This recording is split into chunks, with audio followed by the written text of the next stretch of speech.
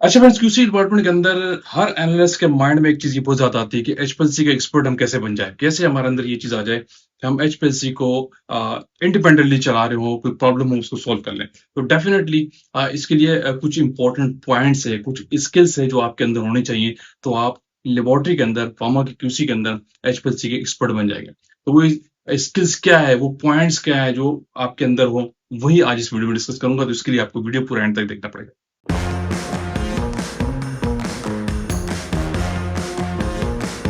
जी, मैं डिस्कस करते हैं कि कैसे आप एचपीएलसी के एक्सपर्ट हो जाएंगे अगर आप एज एनालिस्ट जॉब कर रहे हैं या 1 साल के 2 साल की एक्सपीरियंस और आप एचपीएलसी चलाते हैं। तो एचपीएलसी का एक्सपर्ट आप कैसे हो जाएंगे, इसके लिए जो सबसे पहला इंपॉर्टेंट पॉइंट है वो हैंडलिंग का है। आपकी जो हैंडलिंग है वो परफेक्ट होनी चाहिए। अब ये डिफरेंट एंगल से हैंडलिंग इन सेंस ऑफ, अगर आप वेइंग कर रहे हैं तो आप परफेक्ट वे में, आपको एक्यूरेटली वेइंग का कंसेप्ट आपके जहन में होना चाहिए। आपका बैलेंस डेफिनेटली कैलिब्रेटेड होना चाहिए, वेरीफाइड होना चाहिए।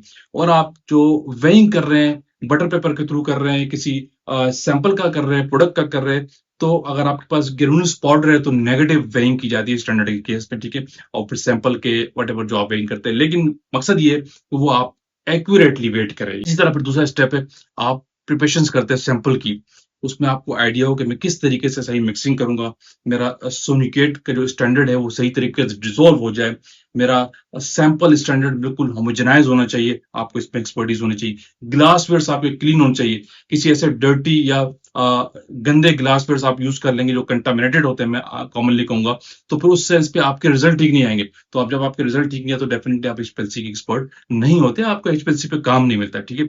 इसी में हैंडलिंग में दूसरा स्टेप्स है प्रिपरेशन का, गिलास वेयर को हैंडल करने का। फिर आपका मोबाइल फेज है। आपको आइडिया हो कि मुझे किस तरीके से परफेक्टली मोबाइल फेज बनाना है, कंपोजिशंस को एक्यूरेट रखना है, उसको आगे पीछे नहीं करना। बफर की पीएच मेंटेन करनी तो परफेक्टली मेंटेन करनी, ताकि आपका पीक शेप इफेक्ट ना हो, आपका आरटी डिस्टर्ब ना हो। तो आपकी जो एनालिसिस है एचपीएलसी के अंदर वो स्मूथ जाए, अगर आप ये चीजें अपने अंदर रखते हैं। हैंडलिंग वाला बहुत इंपॉर्टेंट क्राइटेरिया जो एचपीएलसी पे जाने से पहले आप काम करते हैं। वेइंग हो गया, प्रिपरेशन हो गया, और मोबाइल फेज की प्रिपरेशन हो गई, फिर आप एचपीएलसी पे जाते हैं, ठीक है।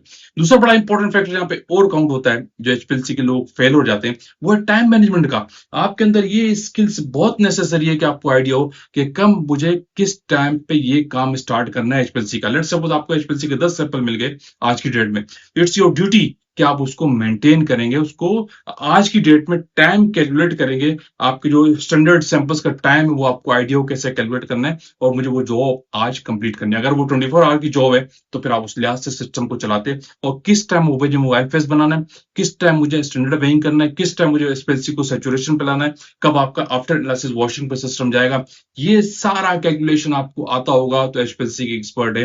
अगर आपको एचपीएलसी की टाइम मैनेजमेंट कैलकुलेट करना नहीं आती तो एचपीएलसी पे एक्सपर्ट आप नहीं बन पाएंगे। सिंपल वर्ड, आपके अंदर टाइम मैनेजमेंट की जो स्किल्स है वो लाजमी होनी चाहिए। क्यूसी के सारे कामों में होती है, लेकिन जब एचपीएलसी की बात कर रहे हैं तो एचपीएलसी की जॉब को कैसे मैनेज करना है टाइमली, ये स्किल आपके अंदर बहुत नेसेसरी है। तो आप एचपीएलसी के एक्सपर्ट बन जाएंगे, ठीक है। तीसरा बड़ा इंपॉर्टेंट पॉइंट है वो ट्रबल शूटिंग। एचपीएलसी में जो ट्रबल शूटिंग स्किल है ये भी आपको आनी चाहिए। बहुत से लोगों को प्रॉब्लम नहीं सोल्व करना आता, तो वो एचपीएलसी में प्रॉब्लम रहते हैं कि आपको मिनिमम इतना आइडिया होना चाहिए कि अगर मेरा पीक आरटी शिफ्ट हो गया है तो इसके पीछे रीजन क्या होता है। आपको जजमेंट करना आनी चाहिए कि मेरा आज, कल मैंने एनालिसिस की तो आरटी ये हुआ, आज मैंने एनालिसिस किया तो मेरा आरटी क्यों शिफ्ट हो गया, या मेरा बेस लाइन स्टेबल नहीं हो रहा तो रीजन क्या हो सकता है, ठीक है। या मेरा पीक शेप खराब हो, रिटेल बढ़ रहा है तो इसके पीछे क्या कॉजेज होते हैं। उससे मेरा हो सकता है मेरा कॉलम कंटामिनेटेड हो, मैंने ठीक तरीके से वॉश नहीं किया, और जिसमें मैं काम कर रहा हूँ जो मैंने कॉलम चूज किया वो किसी और ने सही तरीके से वॉश नहीं किया, इफेक्ट हो सकता है। सिस्टम में कंटामिनेशन हो, मोबाइल फेस में कंटामिनेशन हो, आप सैंपल लगा रहे हो ठीक तरीके से आपने प्रिपेयर ही नहीं किया, हो सकता है आपका पीक शेप खराब रहा हो। ये सारी चीजें ट्रबल शूटिंग के अंदर आती है। बहुत सारी चीजें होती है ट्रबल शूटिंग के अंदर। तो कम से कम जो एचपीएलसी का एनालिस्ट है उसको एक्सपर्ट होना है एचपीएलसी के अंदर, तो ट्रबल शूटिंग का जो स्किल है वो भी उसके अंदर होना चाहिए। 50% तो होना चाहिए। कुछ ऐसे ट्रबल शूटिंग के पार्ट्स होते हैं जो मैकेनिकल इशू हो जाते हैं, तो वो आप नहीं कर पाते, वो सर्विस इंजीनियर से आउटसोर्स से सॉल्व करवाते हैं। तो वो नेसेसरी नहीं कि आपके अंदर वो स्किल हो, लेकिन जो आपके एंड से एनालिसिस के एंड से ट्रबल शूटिंग है वो आपको लाजमी आनी चाहिए अगर आप एचपीएलसी के एक्सपर्ट बनना चाह रहे हैं, ठीक है। नंबर 4 पे मैं आपको बड़ा इंपॉर्टेंट पॉइंट और बताऊंगा, वो है सॉफ्टवेयर स्किल। अगर जो आप एचपीएलसी चलाते हैं, जो एचपीएलसी का सॉफ्टवेयर है, चाहे शिमार्जो एचपीएलसी चला रहे हैं, वाटर का एचपीएलसी चला रहे हैं, जो भी इसके अंदर एम्पावर का सॉफ्टवेयर है या केमिस्ट्रेशन का सॉफ्टवेयर है या एलसी सोल्यूशन का सॉफ्टवेयर है, कोई भी सॉफ्टवेयर चला रहे हैं आपकी प्रीमिसेस के अंदर जो है, आपको उस सॉफ्टवेयर पे एक्सपर्ट होना बहुत ज़रूरी है। अगर आपको सॉफ्टवेयर ठीक तरीके से चलाना नहीं आ रहा, तो फिर आप प्रॉब्लम फेस करेंगे। आपको नहीं पता कि मुझे प्रोजेक्ट फ़ाइल कैसे बनानी है, आपको नहीं पता मुझे सीक्वेंस फ़ाइल कैसे बनानी है और मुझे सिंगल रन कैसे चलाना है सिलेक्ट करके या बैच सीक्वेंस कैसे चलाना है। अगर कोई पीक में प्रॉब्लम आ रहा है, नेमिंग प्रॉब्लम हो गई, तो क्रोनोग्राम में अब कैसे चेंज हो गया चीज़ें, तो आपको आइडिया हो कि इस सॉफ्टवेयर के थ्रू कैसे की जाती है। आपको सॉफ्टवेयर में सारा एक्सेस तो नहीं होता, याद रखिए ये भी इंपॉर्टेंट चीज़ है। ऐसा नहीं कि आप सॉफ्टवेयर उस पे कुछ भी करते हैं सॉफ्टवेयर के अंदर जाके, ऐसा नहीं होता। आपकी जो आईडी बनी होती है उसके तहत आपको राइट्स दिए जाते हैं। उसके तहत ही आप काम कर रहे होते हैं, उस राइट्स के अंदर आप काम कर रहे होते हैं। लेकिन आपको आइडिया हो, इन सिंपल वर्ड ये है कि जो भी एचपीएलसी का आप सॉफ्टवेयर चला रहे हैं, उसमें भी एक्सपर्ट होना आपका लाज़मी है। वो तभी होता है कि आप प्रॉपर्ली ट्रेनिंग जब आप करेंगे। क्योंकि कुछ लोगों को सॉफ्टवेयर की ठीक तरीके से ट्रेनिंग नहीं होती और वो गलत तरीके से फिर इंटीग्रेशन कर रहे होते हैं। को नेमिंग देना, सब कुछ करना, डेटा कैसे सेव करना है, वो गलत तरीके से कर रहे होते हैं। फिर वो ऑडिट ट्रायल में प्रॉब्लम फेस करते हैं। तो ठीक है, सॉफ्टवेयर की ट्रेनिंग आपको प्रोफेशन से लेनी चाहिए ताकि आपको सही तरीके से पता हो कि इस सॉफ्टवेयर को मुझे कैसे हैंडल करना है। ये नंबर 4 पॉइंट था। नंबर 5 पे बहुत इंपॉर्टेंट पॉइंट एक और है, वो है इंटीग्रेशन एक्सपर्टीज। फिर आपको पता है एचपीएलसी जब आप चला लेते हैं, आपके इंजेक्शन चल जाते हैं, फिर आप इंटीग्रेशन करते हैं। लोगों के जहनों में इंटीग्रेशन ये है कि सिर्फ पीक को जो नाम दिया जाता है वो इंटीग्रेशन कहलाता है। ऐसा नहीं है। इंटीग्रेशन एक वास्ट एरिया है। इसके अंदर आपका पीक नेमिंग तो आता ही है, लेकिन आप पर्टिकुलरली चीजों को आइडेंटिफाई कर रहे होते हैं कि जो आपने एचपीएलसी पे चलाया, जो आपने एचपीएलसी को इनपुट दिया, वो इनफैक्ट आया क्या है रिजल्ट के केस में। फिर आप पीक को सिलेक्ट करके, नेमिंग करके, इंटीग्रेट करके, जो पर्टिकुलर प्रोसेस करने के बाद जो आपके एरियाज आ रहे होते हैं, वो आफ्टर इंटीग्रेशन होता है। तो ये इंटीग्रेशन जो है ना, बहुत इंपॉर्टेंट चीज है। ये भी इसी सॉफ्टवेयर के थ्रू होती है। तो ये एक्सपर्टीज भी आपके अंदर होनी चाहिए कि मुझे एचपीएलसी के क्रोनोग्राम को इंटीग्रेट कैसे करना है और सही तरीके से इंटीग्रेट करने के बाद सेव कैसे करना है। तो नंबर 5 का जो पॉइंट है, इंटीग्रेशन की एक्सपर्टीज भी आपके अंदर लाजमी होनी चाहिए। किसी को कोई प्रॉब्लम है तो मेरे चैनल पे इस रिलेटेड इस पॉइंट से बहुत सारी वीडियो अवेलेबल है। ठीक है। अच्छा, नंबर 6 पे एक इंपॉर्टेंट पॉइंट बता रहा हूँ, वो है डॉक्यूमेंटेशन स्किल। कुछ लोग एचपीएलसी पे काम कर रहे होते हैं, लेकिन उन लोगों की डॉक्यूमेंटेशन बहुत वीक होती है। वो एंट्रीज को मिस कर देते हैं, वे बैलेंस में एंट्री छोड़ देंगे। डॉक्यूमेंट एचपीएलसी की जो लॉग बुक है उसमें एंट्री नहीं करेंगे। कॉलम का यूजर्स रिकॉर्ड ठीक तरीके से नहीं रखते हैं। ये कॉलम का स्पेसिफिक रिकॉर्ड रखा जाता है, ये डॉक्यूमेंटेशन में आता है। एचपीएलसी की डॉक्यूमेंटेशन में आता है कि मुझे कोई भी कॉलम में यूज कर रहा हूँ, एक तो आपको कॉलम स्पेसिफिक होना चाहिए, याद रखिएगा। एक कॉलम पे डिफरेंट जेनरिक नहीं चलाते कभी भी। एक कॉलम पे एक जेनरिक ही चलता है, ये मेरी बात हमेशा याद रखना। डबल डबल जेनरिक आप नहीं चलाते।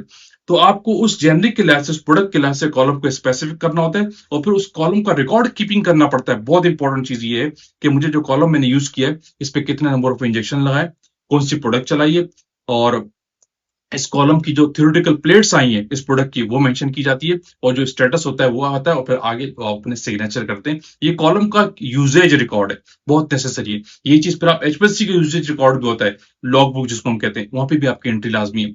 लेकिन कॉलम की लॉग बुक बहुत इंपॉर्टेंट है, उसका यूजेज रिकॉर्ड बहुत इंपॉर्टेंट है। फिर इसके साथ डॉक्यूमेंटेशन के अंदर आपका एचपीएलसी के जो आपने मोबाइल फेस बनाया, उसकी डॉक्यूमेंटेशन का रिकॉर्ड भी आप रखते हैं। फिर आपने एचपीएलसी को जो वॉशिंग पे लगाया, उसकी डॉक्यूमेंटेशन का भी रिकॉर्ड भी आप रखते हैं, वो भी वहां पे एंट्री की जाती है कि ये मैंने मोबाइल फेस बनाया, इतने एमएल बनाया और इस डेट पर बनाया, ये इसका पीएच था, इसने बनाया, किसने नहीं बनाया, किसने चेक किया, वहां पे एंट्री होती है, सिग्नेचर होते हैं। ये डॉक्यूमेंटेशन का पार्ट है। अगर एचपीएलसी से रिलेटेड आपकी डॉक्यूमेंटेशन वीक है, आप कॉलम का रिकॉर्ड कीप नहीं कर रहे, लॉग बुक एंट्रीज नहीं कर रहे, ठीक है, ऑयल फेस की प्रिपरेशन का रिकॉर्ड नहीं रख रहे, एचपीएलसी की वॉशिंग का रिकॉर्ड नहीं रख रहे, तो ये आपकी मीन्स कि आपकी डॉक्यूमेंटेशन वीक है। आपका जो ये जो एचपीएलसी की डॉक्यूमेंटेशन वाला एरिया है, इसमें भी आपकी स्किल्स जो है, आपकी परफेक्शन जो है, बहुत अच्छी होनी चाहिए। आपकी डॉक्यूमेंटेशन परफेक्ट वे में हो, ये वाला स्किल भी आपके अंदर होना चाहिए कि किस तरीके से एचपीएलसी की डॉक्यूमेंटेशन की जाती है। फिर क्रोमोटोग्राम को कैसे कंपाइल किया जाता है, वो फिर कहाँ कंपाइल करते हैं, कहाँ लगाते हैं, लेकिन आपको इसके अंदर एक्सपर्टीज होनी चाहिए कि मुझे कैसे एसएसटी की रिपोर्ट निकालनी है और कहाँ कहाँ सिग्नेचर होता है, और सिस्टम ट्रूथबिलिटी की रिपोर्ट के अंदर क्या क्या चीजें नेसेसरी है। स्पेशली थ्योरेटिकल पैड्स भी मैं कहता हूँ, वह भी वहां पे शो होनी चाहिए, और आपका जो आरएसडी है वो भी सिस्टम ट्रूथबिलिटी की रिपोर्ट के अंदर आना चाहिए।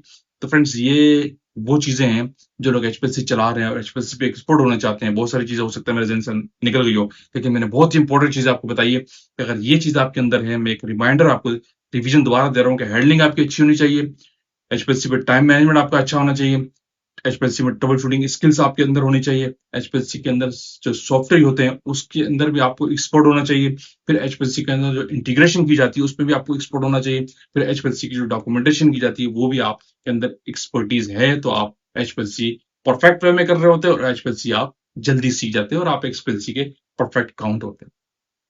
क्लियर है? वीडियो को आप एंड करते हैं। आई होप कि वीडियो पे लाइक किया तो शेयर कीजिए, कमेंट्स कीजिए। अगेन कहूंगा जो लोग चैनल पे न्यू है वो लाजमी सब्सक्राइब कीजिए ताकि ऐसी टेक्निकल वीडियोस आप तक पहुंचती रहे। Thank you for watching. Allah हाफिज़।